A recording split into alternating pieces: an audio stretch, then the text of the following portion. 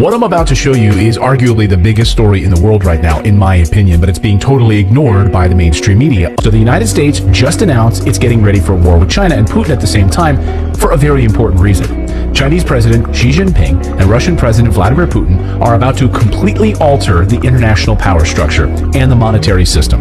This is why they're getting ready for war. No other reason.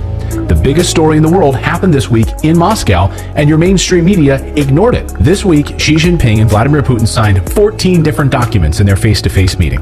The biggest had to do with trade and currency. It's perhaps the biggest story in the world right now, but again, the U.S. media was obsessed with something else. He could be days away from becoming the first former president to be indicted. Donald Trump is under multiple criminal inquiries. The media wants you distracted from the U.S. banking crisis and the decline of the U.S. dollar. Saudi Arabia and Iran, Sunni and Shiite Muslim, are sworn enemies. They hate each other, and yet China just brokered a peace deal between them.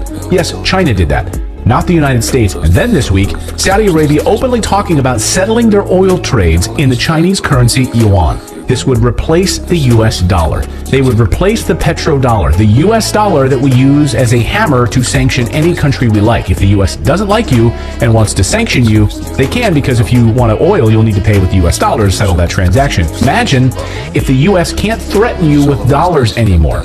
All they have left are weapons, and there's nothing more dangerous than a person losing power.